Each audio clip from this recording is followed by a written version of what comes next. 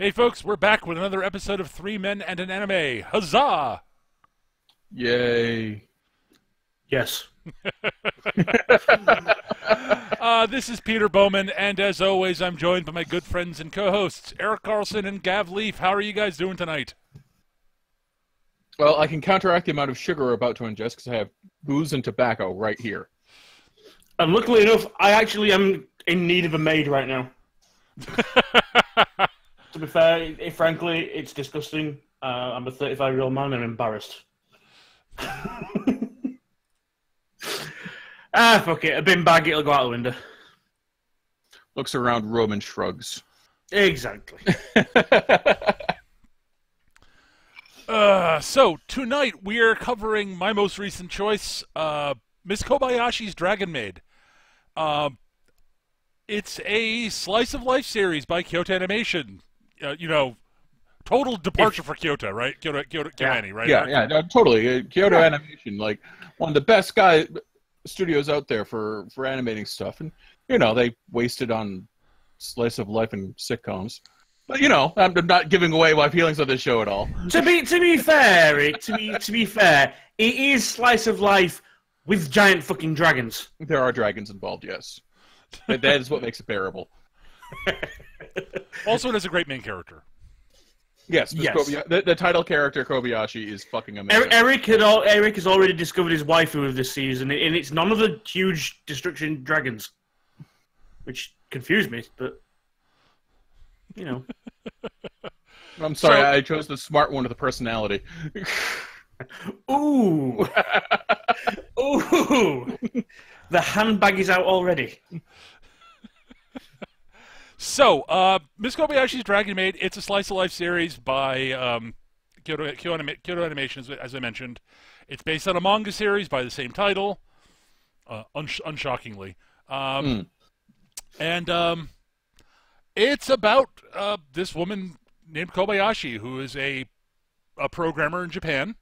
She works for very diligent workers, very serious person in general. She likes, she's a classic sort of, Japanese salaryman, except, she's a chick, and she's a programmer. Yeah. Is her first name Maru? I don't think that ever comes up in the show. I'm disappointed you both missed. I got it. I just wasn't saying anything, Eric, Gav. I mean, the fact that Eric didn't catch the Kobayashi Maru bit there, I'm a little surprised, but... You said first name, and I got confused. But Kobayashi Maru is the order you would say that, Eric, in Japan. See, I still got confused. That's fair. I'm actually looking, and even in the wiki, she doesn't actually. No, it's just Kobayashi. Just Kobayashi. That's what she's referred to throughout the entire show. For now, her first name is Maru. It might actually be. Who knows? But yeah, she's stoic and doesn't really, get particularly emotional about anything. And she's leaving for work one day when she opens the door and there's a giant dragon outside. Who then transforms. She makes the appropriate response, which is to close the door, blink, then open the door again. Yes. She is convinced she is dreaming. Yes. The dragon realizes they can't fit into her apartment that size, transforms into a busty woman wearing a maid's outfit, and says that she's here to be Kobayashi's maid. Because apparently they'd met on the mountain the night before, and she'd agreed to do that, because Kobayashi's up there drunk. As they do. And, Kobayashi has a little bit of trouble, except, she's, going along with it for a while, but, convinced that she's dreaming. Eventually realizes she's not dreaming, and that she's late for work. Yeah. Yes. See, it's that bit where you're not quite sure which she's hard is getting her head around. It's this chick is a dragon, an actual full-scale dragon, just seen her as a dragon turned into a girl, or what do you mean you're coming to live with me? What? What do you mean you're a maid? You said I could. When? Last night. When? When we were drinking sake up on the mountain. Oh, that explains the hangover. Yeah, Kobayashi. To start off with, this is the thing with this. A lot of this whole story. I will give it credit. The character arcs of at least the characters they focus on are well done, and they even like do a little bit towards the end where they scale it back and say, "This is what they were. This is what they are." And when we meet Kobayashi, she's a bit of a drinker. She's a salaryman. Yep. You know, so she has no social life short of, hey, to the dude in the cubicle next to her. Yeah, getting hammered with her coworker. Yeah. It was also Kobayashi's got a bit of an otaku and has a bit of a thing for maids, and she is a maid otaku. Yes. Yeah. And her coworker is just an otaku. He's primarily a video gamer, but he has many other interests. The thing is, like, you know, Kobayashi's they're both nerds. Let's be real. Yeah. They're not just otaku; they're nerds, both of them. Yep. In every sense of the word. Yep. The other important note about including being really sweet and bad for your teeth.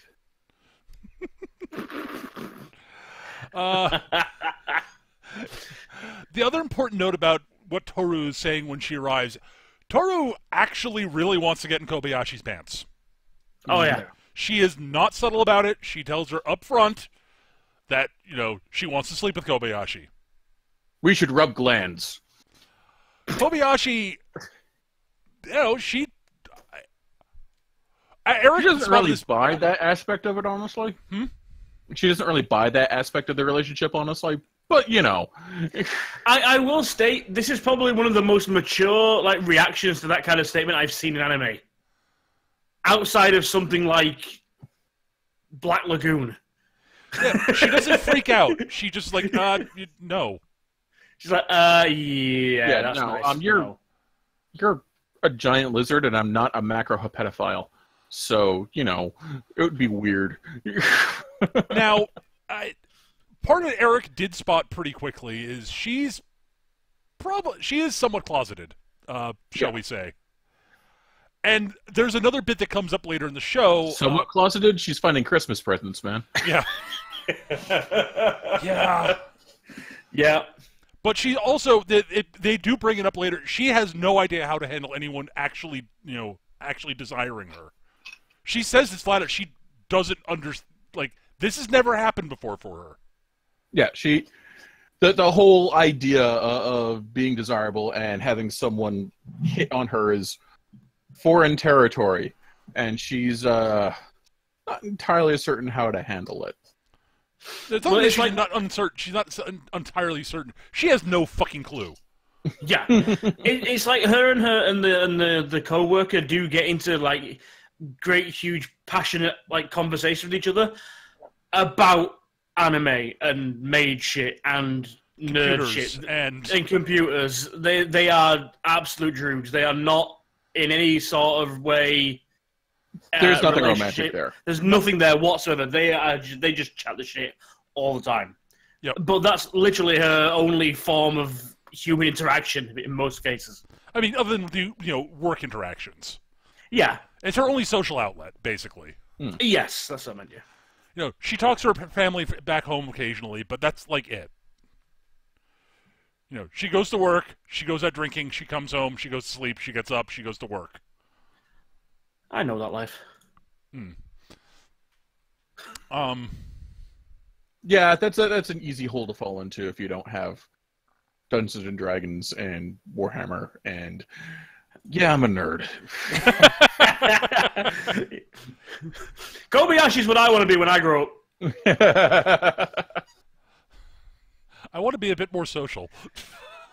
I am a bit more social, and I'm not a very social person.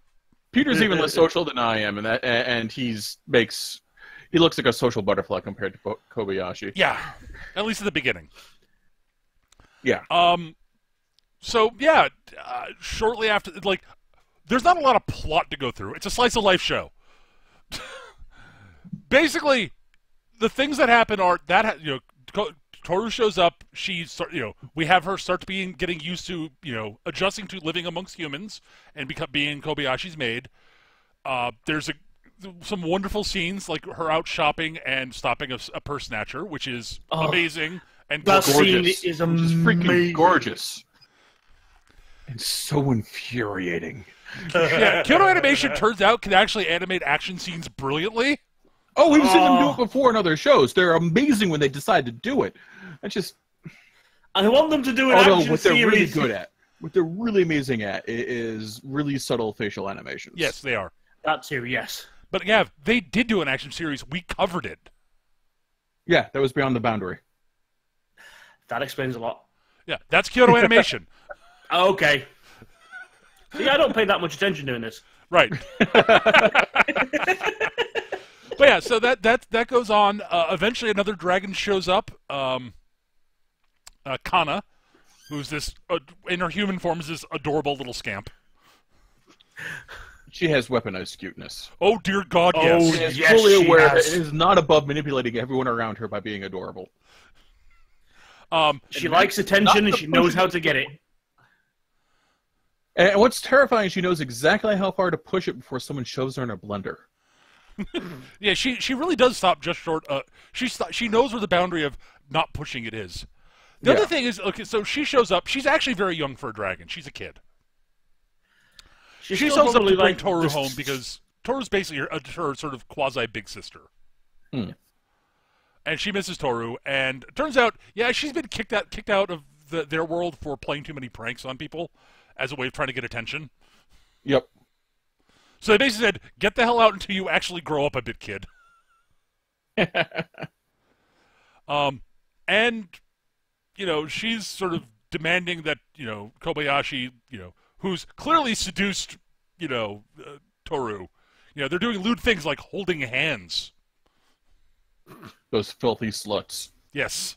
She in fact does call Kobayashi a slut. Yeah. Which is hilarious. Which is hilarious because we've gotten to know enough about Kobayashi to know that's couldn't be farther from the truth. Right. But Kobayashi, you know, realizes very quickly this is a kid who's, you know, misses her family basically, and has nowhere else to go, and basically offers to let her stay there too. In a remarkably sweet and understanding way. Mm.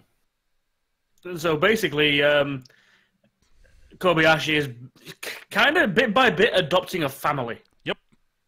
Oh, not even bit by bit. Like to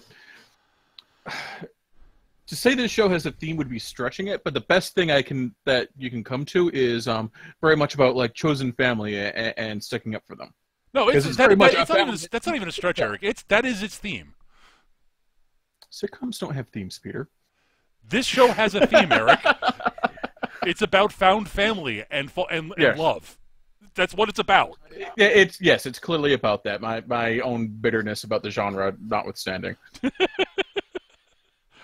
And bit by bit, some of Toru's other dragon friends show up, and most of them end up staying. The ones that show up end up staying in the world. They end up finding humans to stay with, except one, who ends up working with Kobayashi. Yeah, she ends up with a. I don't know how she ended up with a job as a programmer, considering she'd never seen a computer before in her life. Must be some kind of weird mind magic. Probably. That's almost exactly what it was, thinking about it. But she's a diligent hard worker and actually starts getting better at the job. Yeah. The other dragons, we should go through them quickly. Just to preface, they do, again, just because something will come up in the later. They do mention that these are like Toru's closest friends, and that they know. They keep referring to it as she's in this world, and that no one in the other world knows. No one else in the other world knows that she's come here. Right. Again, just to, like I said, they tease that. To be fair, Fafnir does, because she calls Fafnir for advice before he actually shows up. Yeah, she's let her two closest friends know where she is. Yeah. And it's not a huge thing at the beginning, but it becomes important later on. Right. She lets Fafnir know, and she lets Quetzalcoatl know. She keeps calling up. One of the best little running gags they have. she keeps calling up Fafnir for advice, and without even asking the question, kill all humans. Have you tried destroying them? It is. Have you killed anyone yet? That's probably your problem. You haven't killed anyone yet. Now, I've got to say, I love Fafnir in this. He's probably one of Fafnir is a little one note for me. He but is. They use him exactly enough until he doesn't get boring. He's one note, but they use him exactly enough. Yes. Because Kyoto Animation is really good at their jobs. This is an excellent example of that genre. It's very good at its job. Basically, Fafnir is this like he appears as like a pale, almost vampire kind of dude, long black coat with a bit of a cloak on it. He's like a tuxedo. Yeah, kind of like a butler. Yeah, but dark eyes. Sharp hair, the stereotypical sort of like goth dude, and every word he says, everything he, at least to begin with, when we meet him, it's all about how disgusted he is with the humans around him, how he should destroy them all and wipe them out, and how dare they even converse with him, a grand dragon, and that Dark Souls? Yeah, but that's the thing. He talks like it. But he never does anything about it. It's because they have Dark Souls. He's really obsessed with that game. Yeah, he gets hooked on. He early on visiting. They're over at Kobayashi's, and they're playing video games. And he sees Kobayashi's coworker playing Dark Souls and tries it, and he falls in love immediately. Yeah, he would never admit it. No, this game sucks. It loads up. Yeah. Fucking hate this game. I died again. I think my favorite moment in that, though, is him playing it is he's playing the game being coached by Kobayashi's coworker. And his coworker says, no, ignore that chest. It's a trap. It's a treasure chest, but it's a trap. So what does Fafnir do? Of course he goes to the treasure chest. It's fucking Fafnir. Yep, Fafnir cannot turn down the treasure, and it's a mimic and eats him. For those who don't know, Fafnir is a dragon from Norse legend who is largely where the whole dragons hoarding treasure comes from. Yep. Yeah. But that great little sort of development, eventually he ends up... we're not going to do this one bit by bit, are we? No. So eventually he ends up moving in with Kobayashi's workmate, whose name I can't remember. Takia. He moves in, and Takia is the stereotypical otaku. Every wall is either dedicated to posters or shelving for games, magazines, anime, manga. Figures. So many figures. All that shit. There's barely room on the floor. But Fafnir comes to stay with him. And Fafnir, his obsession comes from physical stuff to... like free game, game special event releases and treasure that you can unlock in the game for a limited time only. Or you have to be first in the queue at this particular time to get this item and no one else can. He does end up trying to sell comics at a con. Yeah. Well, by comics, I mean an actual instruction booklet for cursing people. But no one buys it. It's actually kind of adorably sad. He's just sitting there being like very stoic and sad with a stack of comics around him. But he's got a great little mini arc, like you say. They don't use him a lot, but what they do, like he develops this sort of a tolerance for for humans. He has a chat with Toru later on about why she's so obsessed with Kobayashi, and it's like, you don't honestly think that humans are our equal, do you? And Kobayashi and Toru's like, well, yeah. And there's little bits that start sneaking in where... and more specifically, she's like, yeah, because, I mean, maybe not all of them, but, Kobayashi is. Yeah. Fafnir's own, in his own monologue, he says there are hits and misses. There are far fewer hits than there are misses, but every now and again you get a hit. Yeah. And you get these little moments where, like, for example, Takia is coming back from work and it's been absolutely, pissing down with rain and he's just soaked wet through. And he gets there, and Fafnir's just on the PC, grinding out the MMO like he does for days on end.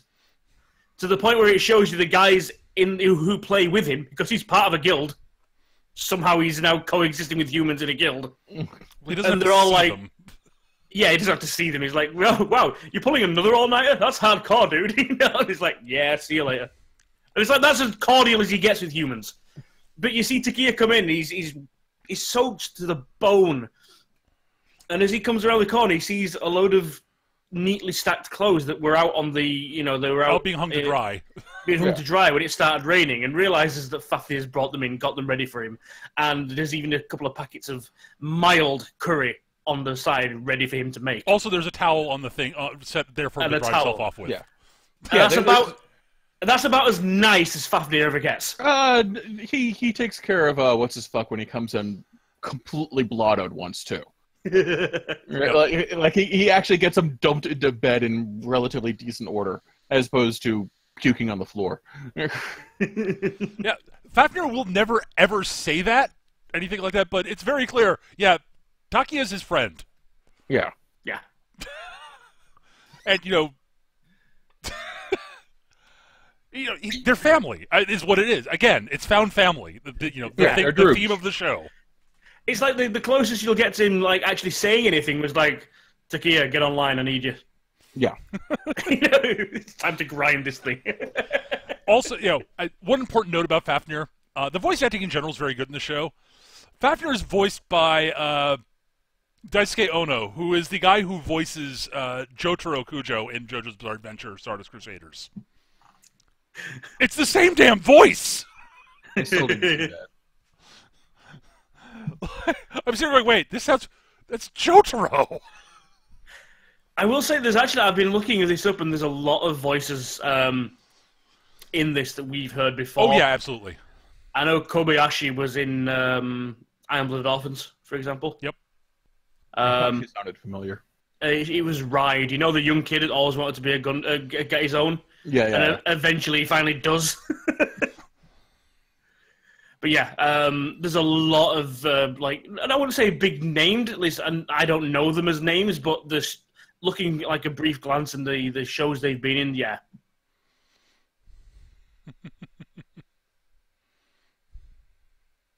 Oh. Hmm? Oh? Is it the same one? Yes, it is. Oh, Daisuke Ono. Okay, as well as Jotaro, he's also the voice of, what's his mush? Peter, this was where you know him from. Well, I knew him from JoJo, but off the first No, off, I've lost it. Where's he gone? Oh, no, dude, it's there on the computer screen.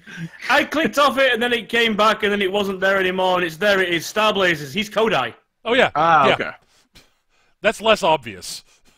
Yeah.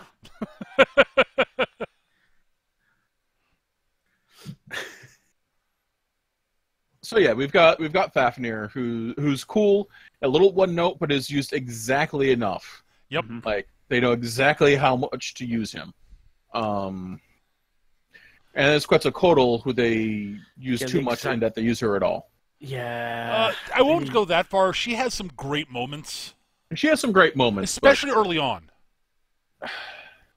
I have issues with Quetzalcoatl. Religiously, just I don't like her character design either, Eric.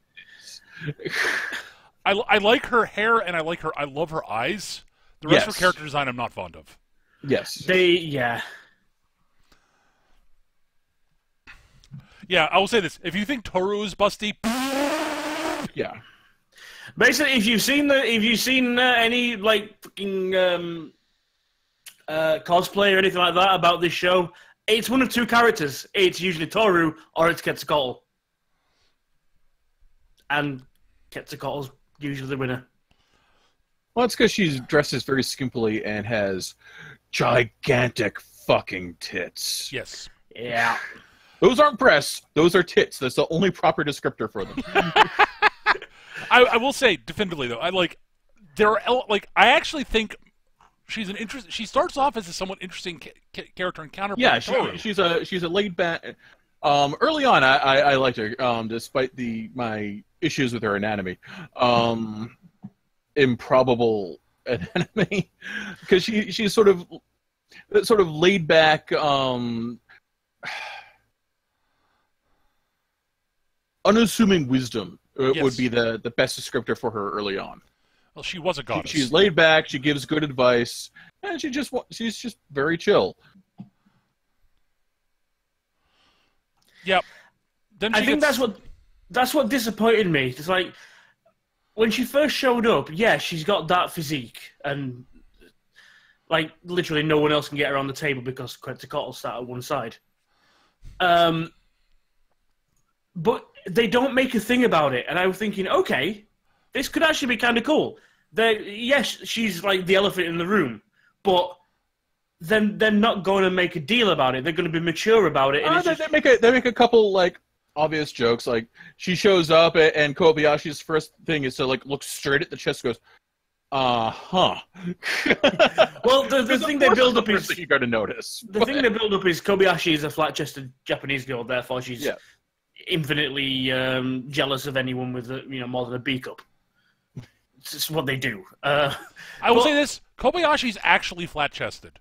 Yes. Like this is something you don't see. Like there are a lot of anime characters that are described as flat-chested who are very much not. Yeah, they've got a decent B cup. I mean, flat-chested for anime. Yeah, right. No, Kobayashi's actually like flat-chested. Yeah, but like I said, they do this. They do it fairly maturely, where they just deal with it. It's like, yeah, okay, that's just how she is. Great. Yeah, they occasionally have jokes with the way her boobs bounce or something like that, but it's usually quick and done. I would be fine with that. I would not be mentioning this thing at all. Yeah, the problem is she does also ends up staying with the human. A wee little 10-year-old warlock. Yeah. Who tried to summon a demon and accidentally got a dragon. Well, it's actually kind of funny how they describe it. It's like, yeah, someone was trying to summon something, and I was curious, so I followed the summons, and yeah, it was like this 10-year-old warlock there. Which is funny. And the fact that she decides to stay with him is also funny. And then it gets really fucking creepy. Yeah. Dude's like 10 and she's constantly hitting on him. And it's Although there was one really funny bit where they're doing the sequence where he's having dreams about something, and it turns out it's her boobs because she's sleeping on the bed next to him. There's one bit where he's dreaming about being in a sumo match with this giant I forget the term for a sumo wrestler. Sumotori. This giant guy, and then he wakes up and realizes he's been batting her tits around all over the place, and that's funny. Yes. And then she opens her fucking mouth. Yeah. Yeah. Oh, you are being forward tonight. Oh, for fuck's sake. He's 10! I mean, there's one bit, there's one scene where they do the beach scene.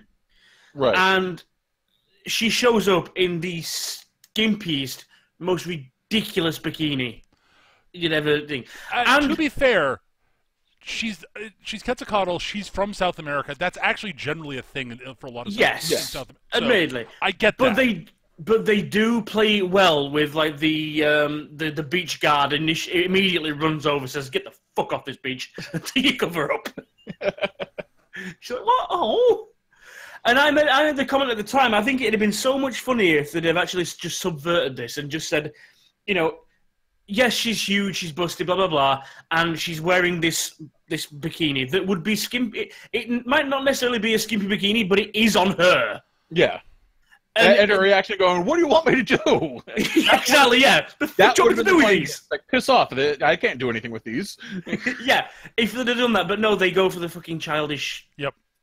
I would have appreciated that also, yes. It's shut up! At any rate, though. Enough about boobs. Again, Quetzalcoatl is a character who should have been better than she was, is what it boils down to. Yeah, it's largely because they just fixate on tit jokes with her. Yes. She's Instead also of actually, running with her actual personality, which was interesting. Yeah. The focus on tit jokes and pedophilia with her. So, Yeah. And the last dragon who shows up is Elma, who is a frenemy kind of Toru's. Yeah, they're best rivals. Right, so technically speaking, Toru is a chaos dragon. and all about destruction and such. And Elma works for the side of order. Quetzalcoatl, from what I can gather, they mentioned that there are neutral dragons. Quetzalcoatl is very likely in the neutral camp, is my guess. Yeah. Mm. And Elma shows up to force Toru to go back to their world, not interfere in this one. Which Toru's not doing. She's just living with Kobayashi, being her maid. Yeah. And Elma shows up wrecking Kobayashi's apartment. And Kobayashi does the most wonderfully polite dressing down of Elma, pointing out, like, yeah, you realize you're the one, Miss Order Dragon, who wrecked my apartment, right? Yeah. Are you going to clean it up? I mean, I know it's kind of made, but it's kind of your fault. And Toru basically says, why don't we go fight, why don't we do our little battle thing somewhere else where we won't destroy anything. It opens a portal, Elma steps through, and then Toru closes the portal. Which is hilarious, because I've done the exact thing with Unruly Drunks when it was bouncing. But, Elma decides to stay and keep an eye on things and ends up getting a job at Kobayashi's place and gets her own place to live and becomes obsessed with sweets. As you do. I mean, I can't. Yeah. You really can't fault her for that. Sugar is delicious. She has issues. But she's actually fairly, for the most part, fairly level-headed and, seems like an actual decent sort.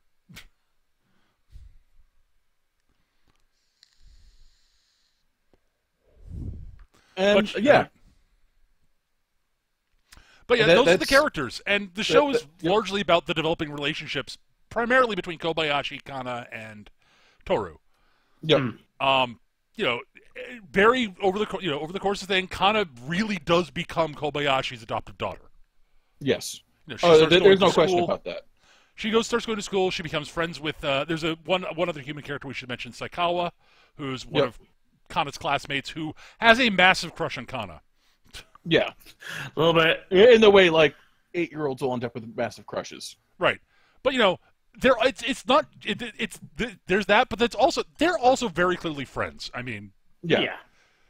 Like Kana's willing to take advantage of that a little bit here and there, but it's very clear she really does consider Saikawa her friend. Yes. I mean, she's pretty much the only person that Kana hangs out with outside of school. Except for Kobayashi and Toru. Yep.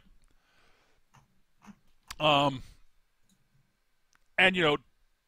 Toru and Kobayashi, it's Toru eventually gets kind of annoyed with Kobayashi because she's Kobayashi doesn't return her affection really much, and I guess that's where the whole scene where Kobayashi reveals she doesn't know how to handle this affection at all. Right. And she basically says, I will try to do. She basically says she'll try to, because it's very clear the two of them love each other, and they're like, whether it's ever going to be anything sexual, who cares? Yeah, that's not what's important. And again, that's all of Kobayashi's indications of attraction and love for Toru is done with like tiny little like micro expressions and slight changes in animation and the way her demeanor changes slightly when Toru's around. Like, it's all masterfully done. Yes. It's like, yes, that is how introverts express their affection. Without spoiling or going too far, there is one piece of that I think we all spotted and caught, and it caught us. And something, I'm not going to go into it this moment, but something happens, and it's not a good situation. And basically, Kobayashi gets some bad news. And there's about a 20, 30-second scene of Kobayashi just going, oh. And then trying to figure out what the fuck she does with herself. I am going to spoil it. Basically, Toru leaves. We should. It's a good point to talk about, honestly. Toru leaves. Her dad shows up and goes, "What the fuck are you doing here? Time to go," and takes her back. And Kana witnesses this and tells Kobayashi. And Kobayashi has this... It's this just gorgeous moment where you just see Kobayashi in backlit and in profile. And she like pushes up her glasses. She strokes her hair and just stares like at the table in front of her for a second. And it's clearly that she is like on the verge of panic and barely holding it together. I know because I've had that exact reaction to news before. I know exactly what's going through her head. Yeah, and sort of like barely holding it together, just trying to find the center. Yeah, and it's gorgeous. It's masterfully done, and it rips your heart straight out. Yeah. And, you have after that, Kobayashi trying desperately to be as good a single mom as she can be with her work schedule. Yep. Yes. For Kana, and, Kana it's very clear Kana completely understands as much as she can and is doing her best to help. Yep. It's sweet and sad simultaneously. It's just,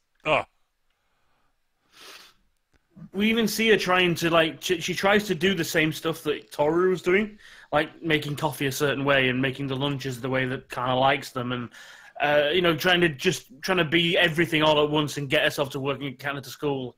And Kana understands because, she's like, it's okay, you don't have to. And Kobayashi's like, no, it's so, we'll get through this. And yeah.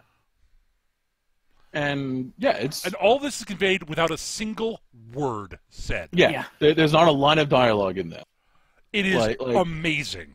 Yeah, it's it's the best work in the show. It's the best episode in the show. Yes. And it's the best animation in the show. Not even counting the later any of the fights. Like there are a couple of fights in here that's mostly just Kana and Toru fucking around in a field with like laser breath and whatnot because that's funny and adorable. And it's just the amount of information conveyed just silently and with these like little micro expressions because Kana also does not emote a great deal. No, she doesn't. She's a lot like Kobayashi, actually. Yes. Kobayashi only emotes when she's drunk. Yes. True. She gets frustrated a couple times, and she you can see it. Yeah. But she almost never raises her voice. No. And that's again, this is what's so frustrating about fucking Kyoto Annie. Why do they stick to genres I don't like? They're so good. Why'd they do a genre I like? But yeah, so of course, Toru does come back. Her father comes back to basically take her back again, and there's a confrontation between she comes back and she tells Kobayashi she's back, and like the mixture of relief and disbelief on Kobayashi's face is there's this great bit where she hears Toru's voice and she like immediately leaps up and like runs to the door and like is just about to like give this big hug to Toru when she takes her human form and stops herself and she's not sure how to do this and sort of hey we missed you. And it's like yeah I've been in that exact situation too. That I feel a certain kinship to Kobayashi. But yeah, so Toru's dad comes back and is ranting at her, and Kobayashi starts to speak up and to defend her her friend. And it basically tells her dad to fuck off. Well, that's after he basically fires a little beam of energy, breaks her glasses, and like bruises her side of her head, being very clear that this is a warning shot. Yeah. Well, it's not even that. It's like literally, you have a little monologue in Kobayashi's head where she's saying, this is two dragons basically having an argument, a father-daughter argument of that. Yeah, should I say something? And you just hit literally. She just goes, excuse, bang. Yeah. The second she tries to say something, her dad's having, Toru's dad's having none of it from a human. And to Kobayashi's credit, she's like, oh, okay, all right. It's on like Donkey Kong. Fuck you. Here's what's happening. This is the deal. Yeah, Piss off. There's about 15, 20 seconds of her stealing herself to do it because she's freaking out. Right. But she eventually, she's like, no, fuck you. She wants to stay here. She's staying here. She wants to stay. I want her to stay. She's staying. Piss off. Which you can, and again, Kyoto Animation, you see Toru's expression and realizing like, this is Kobayashi is responding finally, yes, completely, And this means the fucking world to Toru. Yes. And so she goes off to have a final discussion with her dad about this, as you could say. And by discussion, dragons fighting. Yes. Which again is gorgeous and amazing and great. Not as great as when Kobayashi finds out that Toru's gone, but great and amazing and gorgeous. And the Kobayashi shows up, stops the fight, and basically talks them down. Yeah. On Kana's back, actually. Yes. Kana gives her a ride. Yep. Kana goes dragon form and gives her a ride. And Kobayashi's speech is fantastic. Yes. And dear God, this woman is a stone cold badass. She was my favorite character in the show. She's now one of my favorite characters in anime. So yeah, Kobayashi's awesome. It's a shame she's stuck in this show.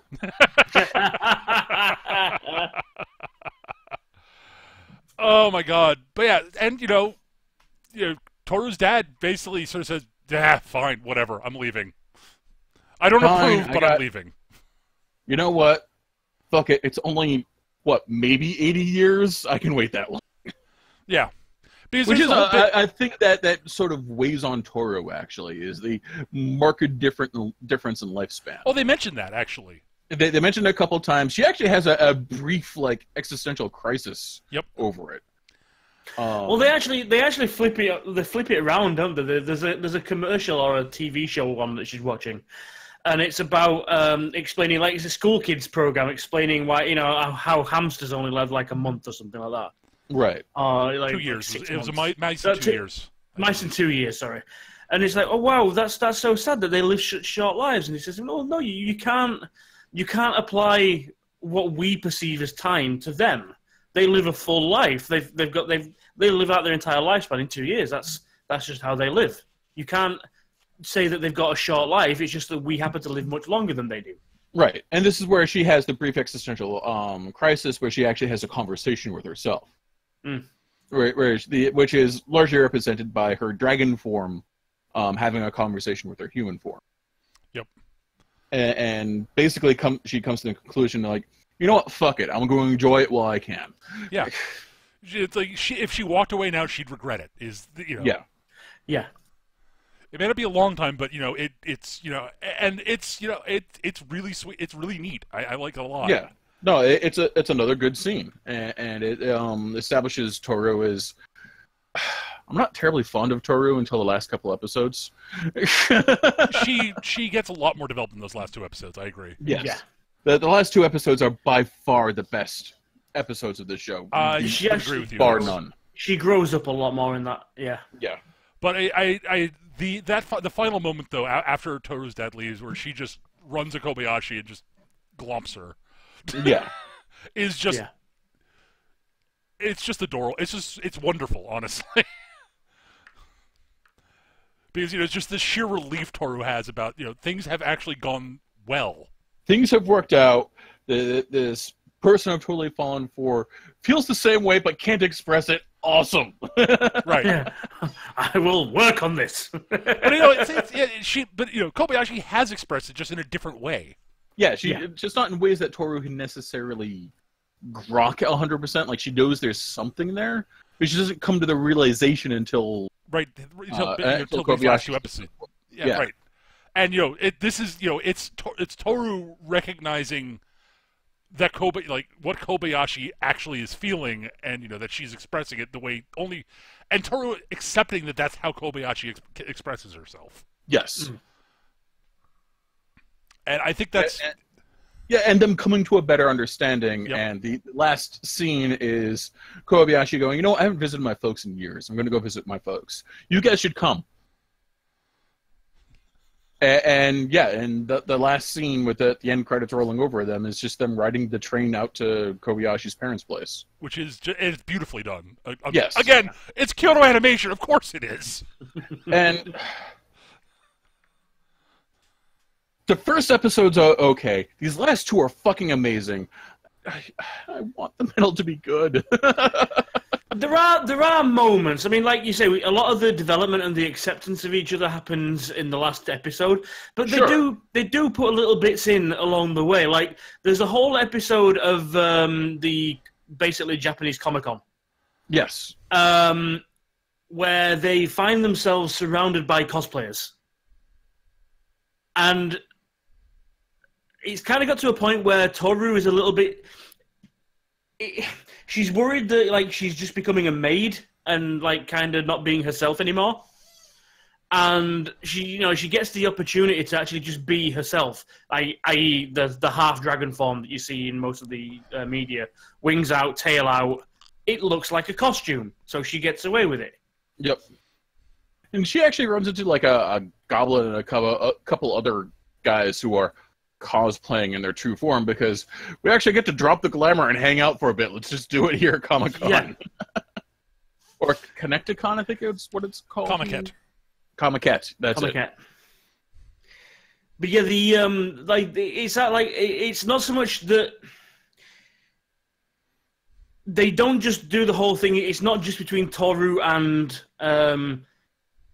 Kobayashi. It's also the dragons finding their place in this world as well. Yep. Sure. And I really love all this character development that happens. I really do. And it's a slice of life show. It lives and dies on its character development. I need other stuff to happen too. Right. And no, it's entirely not your style of show. It's not my it's not my bag of it's not my bottle of booze. It's not my... There's not nearly enough misery. I will also say, like, the other thing I like about the Comic-Con stuff also is, it's the beginning of Toru it's where Toru's sort of acceptance of, Kobayashi's relatively short lifespan sort of starts. Yes. Because, asking, like, she asks congoers, like, what's so special about this? And they mention it's a moment in time that will never happen again. Each one of these is just its own unique, moment in time that I want to be here to experience. Because it won't. This particular moment in time won't happen again. And it's another sort of one of those neat little moments. Yeah. And it's sort of, again, it's a little brick in sort of building up Kobayashi, Toru's sort of eventual acceptance of the fact that she'll never get to grow old with Kobayashi because Kobayashi well, Kobayashi will grow old with Toru. Yes. Yeah. It's not forever, that long for... Yeah. And there's never a moment where Toru doesn't accept Kobayashi. She'll get frustrated with how withdrawn and reserved she is. Yep. But she always just accepts her just as she is. Yep. And that's kind of cool. It's like almost right from the bat, she's like, Kobayashi, you're awesome. You pulled that gigantic sword out of me, and we got drunk. We hung out and got drunk. Well, you got more drunk, but we got drunk and hung out.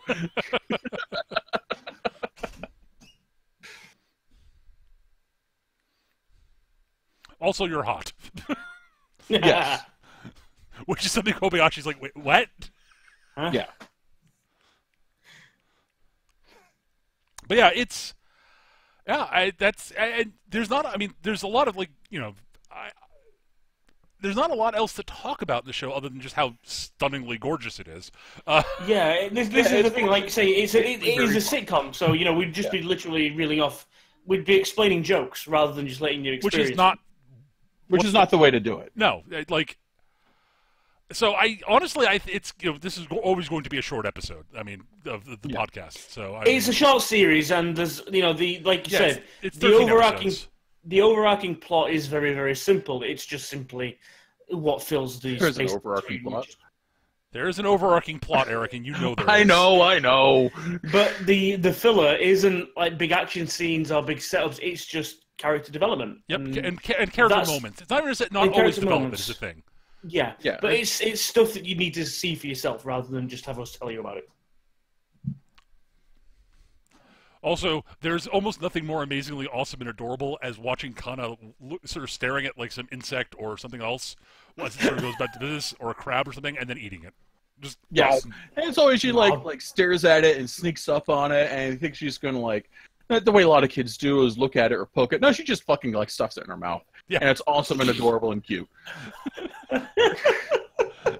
Kana is adorable. Like, dear God, she is weaponized cuteness. I mean, Yeah. Yeah, she's also a Pikachu. yes, she's like. Oh yeah, that's right. She does have like electricity powers. Yep. Don't really uses them, but we do see her when she gets tired. She'll plug herself into the wall socket for a while. Yeah. Yeah, her tail's got little prongs, so she can do that. She can make her tail have prongs or something. But at any rate, we should probably get into final thoughts.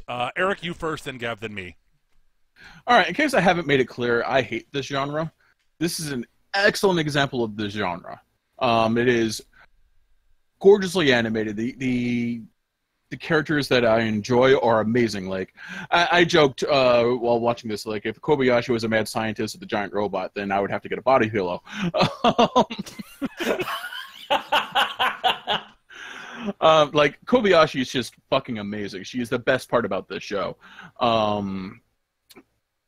But I just don't enjoy this genre, and I spend episodes sitting here waiting for something to fucking happen. But that's entirely a fault of the genre. This is an excellent example of the genre. It's one of the best I've seen, and despite what I've said, I do have given the genre more than its fair share of tries. But it never transcends the genre. It is my one complaint about it. It's an excellent example, one of the best out there, but doesn't manage to transcend the genre the same way, like, say, Johnny Cash transcends country. Which, again, is a tall order. Yeah. So, yeah, it's great for what it is. It's just not my bag. Yep. And Kobayashi's fucking amazing. Oh my god, the animation. I hate you, Kyoto Annie. Just do more stuff in genres I like. Do something like weird and philosophical, like Psychopaths. Just do something like that, please. Because dear God, you love their animators. Oh my god, they're so good at their jobs.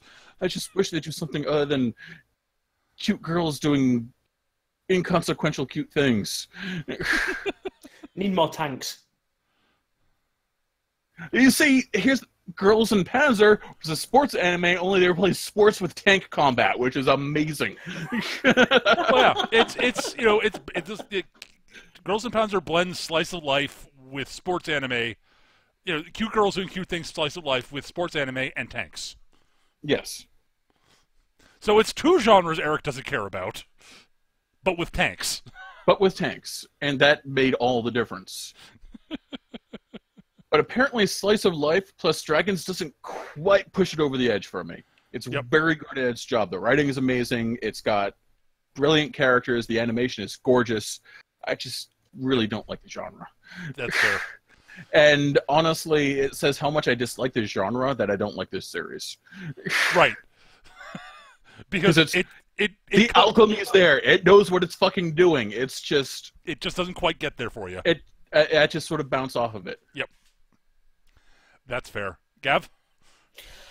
Yeah, initially, I mean, I'd heard of this one, but I'd never got around to watching it, mostly because, as I mentioned earlier, I'd kind of been put off by the, what's the word? The density of pictures you see of this because of the, cosplay and that kind of stuff at conventions.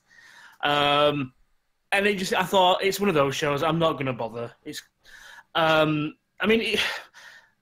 biggest tragedy, I don't know if it's just the image that Peter's found there for the title card. Kobayashi's not even on it. Yeah, I'm not sure why. And she's the best character because it's all about the look at this, the dragons, yay, cute girls. It is a much deeper show than that. It is, like Eric's already said, it's well written, it's beautifully animated. There's a lot of good story in there. Yeah, I am kind of leaning towards Eric's side that I like a show with a bit of action and a bit more. Good God, the bits where it brought them in were gorgeous. Mm-hmm. Yeah, it's one of those shows, like I said, it's easy to dismiss, but if you can tolerate Slice of Life, give it a go. It's worth it. Kobayashi is one of the best characters the best written characters I've ever seen. And those little moments with her and the reactions of the character reactions, that kind of stuff, great. It's not when I'm in a rush to watch again, or even go any further, because I know it's still going with the manga. Yeah, there's an OVA we didn't cover. And there's an OVA, which maybe I'm not too... I'll put it this way, it wouldn't kill me if we didn't watch it, but I wouldn't say no either. Right. Give it a go, see what you think, make your own opinion. This one's kind of split the room. Yeah. One thing I should mention that I forgot to say. Yep. Jesus Christ, don't mainline this. You will OD. Have a bag of Narthine on an IV drip, and like Icano on another screen, because you will fucking die. Yeah. It is. When it was this was showing, I remember a lot of people saying it was too pure for this world. They are not wrong. You will die of diabetic shock in 30 seconds. I was going to say, if you are suffering with diabetes, consult a doctor first. Yes. It is all sweetness and light, and it will kill you. Yeah, except for those moments of actual sort of reality and sadness in the last 2 episodes. Yeah. One thing I didn't notice as well that I've just looked up, which is kind of cool as well. You know what I mentioned earlier about the voice actors and the we know that voice, or we've seen that voice before. I mentioned that Kodai was in this. Yeah, so is Akita. Uh-huh. It's Toru's dad is Captain Akita. Okay. I didn't quite pick up on it because of the modulation, but yeah, I can totally see it. Yeah. So, yeah, unsurprisingly, I like it best of the 3 of us. I chose it. My fault. I'm more tolerant of slice of life stuff than Eric or Gav are. I'll be honest. I'm not a huge fan of the genre. I'm actually not a big fan of the genre, but I can tolerate it.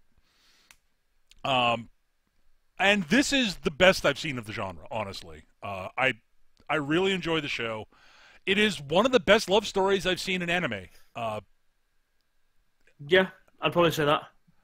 And it's a beast. Better love story than Twilight. That's not hard, Eric. Talk about a low bar. I mean, like, dear God. Wait, ancient elder being. You have to dig to get below that bar. So yeah. Ancient elder being with reclusive human female. Holy shit. Yeah. Except that it's done well. Not hard, again. You know, the bar. Eric, you said the bar so low it's hard to trip over it. But at any rate, and the themes of found family are really well handled. It is very sweet a lot of the time, and I can totally grok why someone might go, "Oh God, I can't take this in large doses." And I'll admit, the first time I watched it, I was watching it week to week, so that helped. And having watched it already, I know what's coming, and it didn't the sweetness overload didn't bother me. I could see why. I've replaced my teeth. I've regrown my teeth 3 times watching this. I don't mean to interrupt, but there are little moments where the sweetness is cut into by the fact that you see actual family moments. Yeah. Like, there's a bit where they, in a lottery, they win, I forget the name of it, but it's one of those tables with the blanket around and the heater underneath. Right. Keep them super warm over Christmas and winter. And somebody's at the doorbell goes off. And they're all looking at each other, the 3 of them. Like, I'm not going. You're closest. You're closest. I was last time. I don't care. You're still closest. It's like, fine. Toru gets up, and immediately the other 2, while you're up, get the remote. They can do the drink. She's like, for fuck's sake. It's those little moments. It's like, yes, because I've done that in my own household. Or the bit where Kobayashi goes to throw out an orange peel and misses the wastebasket, and turns to Toru. You're a maid. Go clean it up. You're closer. But you're a maid. You're closer. Go. and then tries to do the thing where she tries to reach across the room to get it without actually leaving the warmth. Yeah. It's like little human moments like that, and it's that. Yeah. That's stuff I adore in a show. I just wish it would. I just need it to be something more than all that. I totally get that, and I will say. And I'm done complaining about the genre. I'm sorry. That's fine. And again, honestly, I think the thing I like about the show is it, as a general rule of thumb, it's a show that makes me happy. I mean, that's more than anything else. and that's sometimes something that's something you need sometimes. Yes. And I will say flatly, if you can at all tolerate the slice of life genre, give this show a shot. It's good. It is one of the best examples of the genre out there, and it's funny and sweet. And Kobayashi's an incredible character. Like, yeah, Kobayashi is the best. Yeah, she is definitively the best character in the show. She is, and the thing is, she is the heart of the show. It is what the show revolves around. Yeah. Do not believe the marketing. I mean, again, I like Toru, but she's not even my second favorite character. My second favorite character is Kana. I mean, yeah, Toru never transcends the archetype she shoved into until the last episode. Yep. And she's a good example of the archetype, but yep. Meh. I'm done complaining about the show. I'm sorry. It's one of those shows that if you've ever been bored, if you've ever been sat on the couch, middle of the afternoon, flicking through the channels, there's nothing there, and for some unknown twist of fate, you found yourself halfway through watching a movie on Lifetime or the Hallmark Channel, and you're thinking, you know what, I'm going to see this through, you can sit through this show.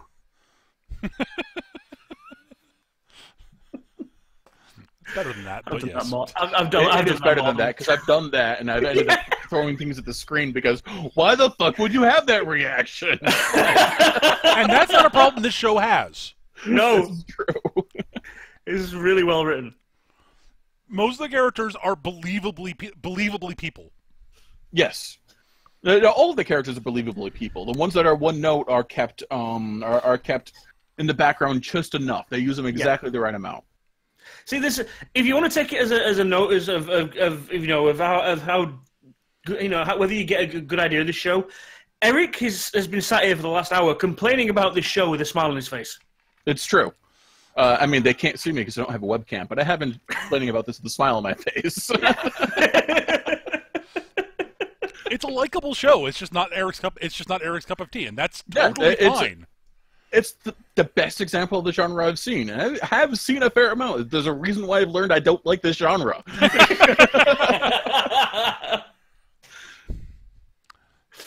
Oh, we need to find something miserable and explodey for you. Well, not explodey, but miserable. Well, anyway, we've got to. So I would say flatly, it's it's not a rousing thumbs up, but I think we all agree that if you all like Slice of Life at all, and you haven't seen this, you're doing yourself a disservice if you don't watch it. Yes, if this is your genre, watch the fuck out of this. It's one of those, we appreciate the craft, but maybe not the subject. Yeah, it's Bob Dylan. It's really good at its job, but I still don't like it. Whereas I fucking love Bob Dylan, so hey. Yeah, exactly. All right, so Eric, it is your choice next. What are we watching? What are you counteracting the sweetness with? So this has been on my docket for the better part of a decade, and just haven't gotten around to it. We're going to do Steins Gate. Ooh. Which, as I understand it, is the exact remedy we need for all this sweetness and light. So yeah, it's been on the docket for a long time. My personal docket, as well as I think it's been suggested a few times for. It has, yeah. It has. It's been on my list. Yeah, so we're doing that. So yeah, that show came out in 2014. So. Okay, no, I'm sorry, 2011. Okay, better part of a decade. Okay, cool. That was correct the first time. I was looking at the wrong thing. So we'll be covering Steins Gate next. It'll be a few weeks before we get that out, obviously, because that is a 24-episode show. Is it a 24-episode show? It is. Was 12. According to Wikipedia, it is. We'll see what it says on somewhere else. We'll still do it. It's not like it's a 50-episode show. No, so. We 24 is in the area where we do. Yep. So anyways, guys, that's going to do it for this week. Thank you guys so much for joining us. I hope you guys enjoyed the show. And we'll be back in a few weeks with Steins Gate. Woo! Bye, humans. Catch you guys later. Thanks for listening. Bye-bye.